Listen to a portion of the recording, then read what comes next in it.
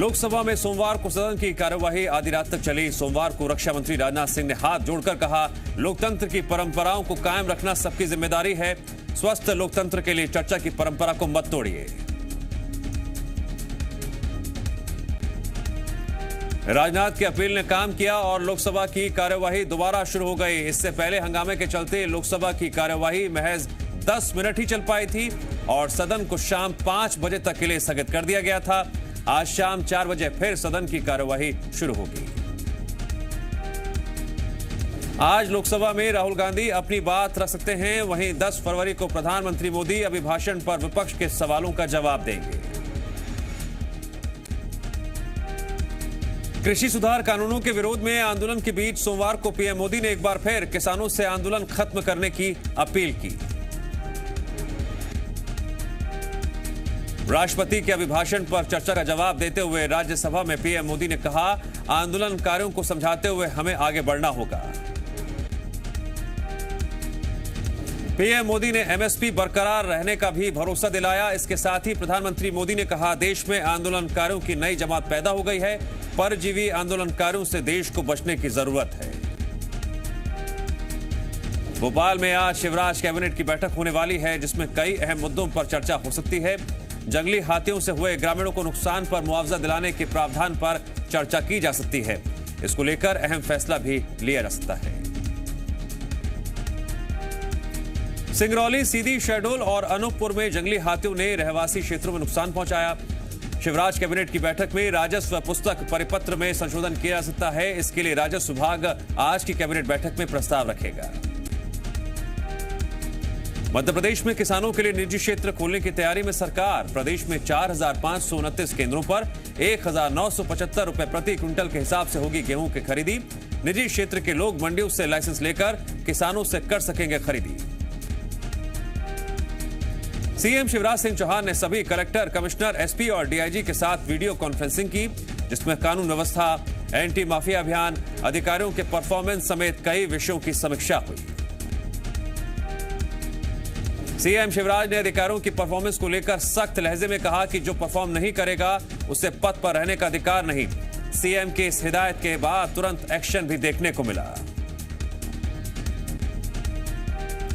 बैठक में गुम हुए बच्चों की बरामदगी के संबंध में मुख्यमंत्री ने अधिकारियों की तारीफ की। कहा, जो अधिकारी अच्छा काम करेगा उसकी पीठ थपथपाई जाएगी और जो अच्छा नहीं करेगा उसे परिणाम भुगतने होंगे। बैठक में अवैध रेत खनन पर भी चर्चा हुई। प्रदेश भर में रेत के अवैध परिवहन की रोकथाम के लिए 461 एफआईआर दर्ज की गई हैं। वहीं सीएम ने खाद्य उपार्जन को लेकर सख्ती बरतने के भी निर्देश दिए। यूनियन कार्बाइड कारखाना परिसर में भोपाल गैस त्रासदी स्मारक बनेगा। यहां कारखाना परिसर में बने यूका प्लांट को राज्य सरकार संरक्षित करेगी। इससे पहले प्लांट स्ट्रक्चर की सफाई कर उसके टूटे हुए हिस्से को दोबारा बनाया जाएगा।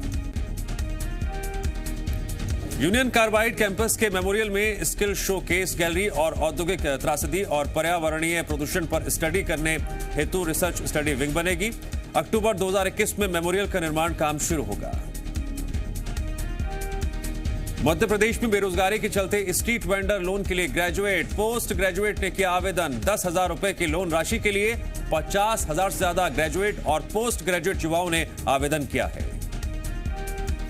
मध्य प्रदेश में युवाओं के आवेदन मांगने पर कांग्रेस ने जहां सरकार पर युवाओं को धोखा देने का आरोप लगाया, तो वहीं बीजेपी के मुताबिक स्ट्रीट वेंडर योजना का लाभ लेकर कोई आत्मनिर्भर बनना चाहता है तो इसमें कतई कुछ गलत नहीं है।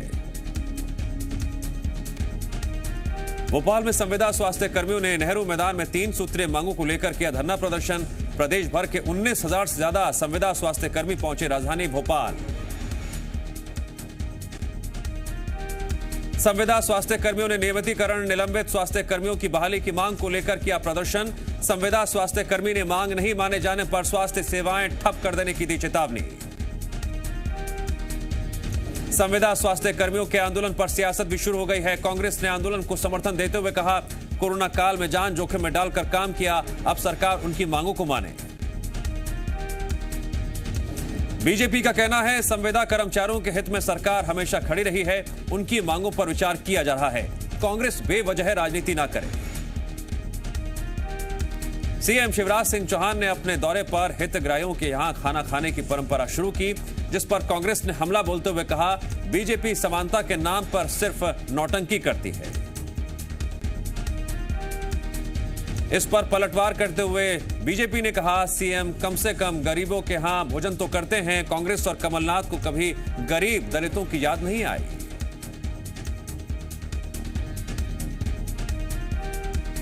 छत्तीसगढ़ के गृह मंत्री और बिलासपुर के प्रभारी मंत्री ताम्रध्वज साहू ने कलेक्ट्रेट में समीक्षा बैठक की, जिसमें सभी विभागों के अधिकारी मौजूद रहे, जिसमें गृह मंत्री ने होटलों में चलने वाले हुक्का बार और अन्य गतिविधियों पर निगरानी रखने के निर्देश दिए। बिलासपुर के प्रभारी मंत्री ताम्रध्वज साहू ने स्वास्थ्य, आबकारी, पुलिस और खाद्य विभागों की टीम बनाकर लगातार दबिश देने के लिए कहा। सड़कों की खुदाई के बाद जल्द मरम्मत करने के काम करने को लेकर भी नगर निगम को निर्देश दिए गए। गृह मंत्री ताम्रध्वज साहू ने कहा, सड़कों के किनारे खड़ी खराब गाड़ियों को भी हटाया जाए ताकि ट्रैफिक बाधित न हो। आरटीओ को शिविर लगाकर लाइसेंस बनाने के लिए कहा गया।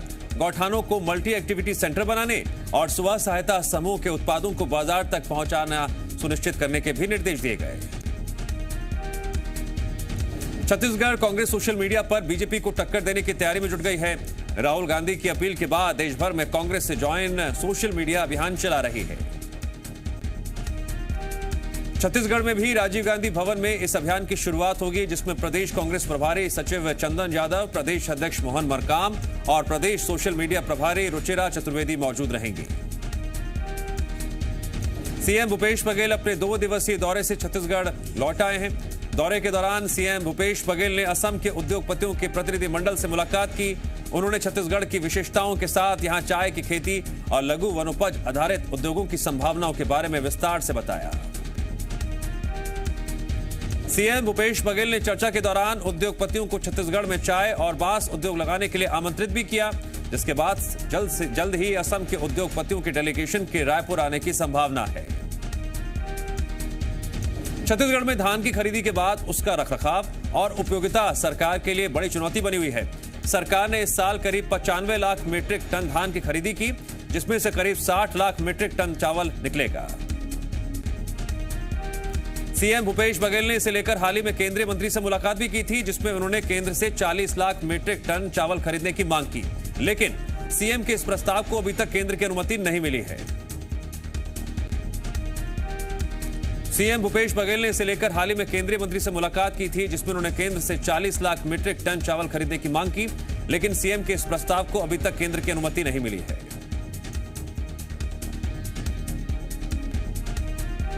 रायगढ़ पहुंचे पूर्व सीएम रमन सिंह ने बीजेपी कार्यालय में बैठक की। उसके बाद प्रेस कॉन्फ्रेंस करते हुए कांग्रेस सरकार पर हमला बोला। रमन सिंह के मुताबिक भूपेश सरकार 2.5 साल में हर मोर्चे पर विफल साबित हुई। पूरे प्रदेश में कानून व्यवस्था बदहाल है। भिलाई चरौदा नगर पालिका की चेयरमैन चंद्रकांता मांडले और उनके पति सनत मांडले विवादों में आ गए हैं। दोनों पर पड़ोसी के निर्माण कार्य को तोड़ने और मारपीट करने का आरोप लगा है, जिसका वीडियो भी वायरल हो रहा है। वीडियो में चेयरमैन के पति पड़ोसी को थप्पड़ मारते दिख रहे हैं। आरोप है चेयरमैन ने दुकान निर्माण करा लिया, लेकिन अपने पड़ोसी को निर्माण कार्य नहीं करने दे रही है। उस जगह पर अपना कब्जा बता रही हैं। मेयर ने सफाई देते हुए कहा, जो कुछ भी हुआ वो आत्मरक्षा के लिए किया गया। कोंडा गांव में शहीद जवान मोहन नाग की अंतिम यात्रा में मंत्री गुरु रुद्र कुमार और विधायकों ने कंधा दिया। 7 फरवरी को बीजापुर में आईईडी ब्लास्ट में घायल होने के बाद उपचार के दौरान जवान की मौत हो गई थी। एमपी में 10वीं और 12वीं बोर्ड परीक्षा का फॉर्म देरी से भरने पर अब छात्रों को भारी लेट फीस चुकानी होगी। माध्यमिक शिक्षा मंडल ने छात्रों को 29 मार्च तक फॉर्म भरने की छूट तो दी है, लेकिन इसके लिए 10,000 रुपए की लेट फीस भी तय की गई है। तय समय पर बोर्ड परीक्षा का फॉर्म भरने वाले छात्रों से 1,000 रुपए परीक्षा फीस ली जा रही है।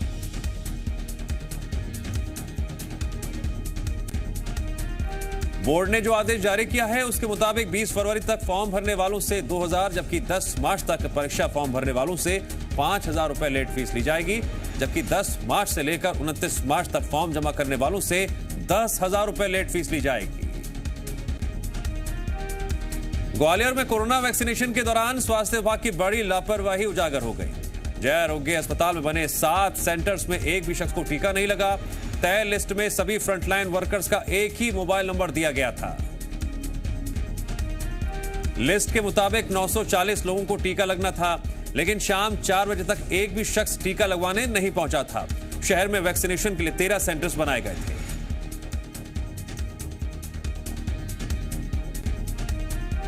कसडोल से कांग्रेस विधायक शकुंतला साहू के बर्थडे में सरकारी कर्मचारियों और अधिकारियों की ड्यूटी लगाने वाले जनपद के सीईओ पर गाज गिरी है। आदेश जारी करने वाले जनपद सीईओ लखन लाल सोनवानी को निलंबित कर दिया गया है। जनपद सीईओ ने 7 फरवरी को शकुंतला साहू के जन्मदिन को लेकर बकायदा 2 पन्नों के आदेश में 34 अधिकारियों और कर्मचारियों को बर्थडे मनाने का फरमान जारी कर दिया था। रायपुर में यूथ कांग्रेस का 3 दिवसीय प्रशिक्षण शिविर का समापन हो गया। आखिरी दिन यूथ कांग्रेस के राष्ट्रीय प्रभारी कृष्णा अल्लवरू के साथ मंत्री शिव डहरिया, मोहम्मद अकबर, प्रेम साय सिंह टेकाम, कवासी लखमा, रुद्र गुरु और अनिल भेड़िया शामिल हुई। बस्तर पुलिस को नक्सल मोर्चे पर 1.5 महीने में बड़ी सफलता मिली है। पुलिस ने नक्सलियों के 8 कैंप ध्वस्त कर दिए हैं। दक्षिण बस्तर में सुरक्षा बलों ने 2 कैंप ध्वस्त किए। इस कार्रवाई को डीआरजी, एसटीएफ, सीआरपीएफ, कोबरा और स्थानीय पुलिस बल ने संयुक्त रूप से अंजाम दिया। 1.5 महीने में कैंपों को ध्वस्त करने के दौरान 2 नक्सली मारे भी गए, 26 को गिरफ्तार किया गया और बड़ी मात्रा में विस्फोटक बरामद किया गया। कोरबा पुलिस ने कोयला तस्करी के मामले में बड़ी कार्रवाई की है। दरअसल आरोपी पुलिस से बचने के लिए गाड़ी पर राष्ट्रीय मानव अधिकार एवं भ्रष्टाचार निवारण का बोर्ड लगाकर अवैध कोयले की तस्करी कर रहे थे। मुखबिर की सूचना पर पुलिस ने घेराबंदी कर 9 आरोपियों को गिरफ्तार कर लिया। उनके पास से 100 बोरी कोयला और 25,000 रुपए बरामद किए गए। आरोपी चोरी के कोयले को जांजगीर चांपा में खपाने ले जा रहे थे।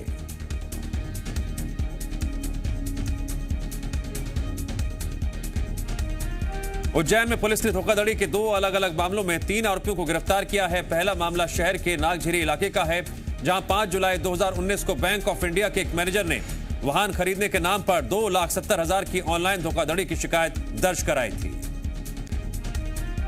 वहीं दूसरा मामला 7 फरवरी 2021 का है, जहां नदीम शेख नाम के शख्स ने घर से 50,000 रुपए चोरी होने की शिकायत दर्ज कराई थी। मामले में पुलिस ने घर में काम करने वाली महिला को गिरफ्तार किया है। रियाना ग्रेटा और मियां खलीफा के देश विरोधी ट्वीट का जवाब देने पर महाराष्ट्र सरकार की कार्रवाई। सचिन तेंदुलकर, विराट कोहली, लता मंगेशकर और अक्षय कुमार जैसी हस्तियों के ट्वीट की जांच का फैसला। प्रमुख हस्तियों के ट्वीट की जांच मामले में बीजेपी का महाराष्ट्र सरकार पर हमला। बीजेपी अध्यक्ष नड्डा ने देशभक्तों को परेशान करने का आरोप लगाया। कांग्रेस ने कहा लता मंगेशकर जैसी हस्तियों को गुमराह किया जा रहा है। उत्तराखंड हादसे में मरने वालों की संख्या 26 हुई। 171 लोग अब भी लापता। तपोवन टनल में फंसे 35 लोगों को निकालने के लिए रेस्क्यू ऑपरेशन जारी। रात से ही हादसे की जगह पर ही मौजूद हैं मुख्यमंत्री त्रिवेंद्र सिंह रावत। उत्तराखंड के बीजेपी सांसदों ने प्रधानमंत्री को दी हालात की जानकारी। बैठक में गृह मंत्री और बीजेपी अध्यक्ष भी मौजूद रहे। प्रधानमंत्री ने पृथ्वी विज्ञान मंत्रालय को हादसे के अध्ययन का आदेश दिया। कांग्रेस नेता राहुल गांधी की लोगों से कांग्रेस सोशल मीडिया ज्वाइन करने की अपील। कहा भारत को आपकी जरूरत। केंद्रीय मंत्री जावड़ेकर ने कहा सोशल मीडिया वॉरियर्स टीम बना रहे हैं राहुल। बिहार में आज हो सकता है नीतीश कैबिनेट का विस्तार। सूत्रों के हवाले से खबर, बीजेपी की तरफ से 9 और जेडीयू के 8 नेता लेंगे मंत्री पद की शपथ। शहनवाज हुसैन और निजर सिंह बबलू का आया फोन। बीजेपी में आज 2 परिवर्तन यात्राओं को हरी झंडी दिखाएंगे बीजेपी अध्यक्ष जेपी नड्डा। बीरभूम जिले के रामपुरहाट और झाड़ग्राम से रवाना होंगी यात्राएं। 6 फरवरी को शुरू हुई थी बंगाल में बीजेपी की पहली परिवर्तन यात्रा। लोकसभा की कार्रवाई से हटाया गया टीएमसी सांसद महुआ मोइत्रा का आपत्तिजनक बयान। सरकार आज ला सकती है संसद में विशेषाधिकार हनन प्रस्ताव। चीफ जस्टिस के खिलाफ दिया था आपत्तिजनक बयान। खालिस्तानी आतंकी जगदेव सिंह जग्गा को यूपी पुलिस ने किया गिरफ्तार। पंजाब से लखीमपुर के रास्ते आ रहा था लखनऊ। पंजाब पुलिस को लंबे समय से थी जगदेव सिंह जग्गा की तलाश। नेशनल इंश्योरेंस कंपनी ने 75 लाख में किया सेबी से केस का सेटलमेंट। पीएसयू पर इनसाइडर ट्रेडिंग नॉर्म्स का पालन नहीं करने का आरोप। बिटकॉइन पहली बार $43,000 के पार। एलन मस्क की टेस्ला के निवेश की खबर के बाद बिटकॉइन करीब 13% उछला। 250 कंपनियों को बेचने की योजना बना रही है सरकार। कुछ सेक्टर्स में ही रहेगी पीएसयू की मौजूदगी।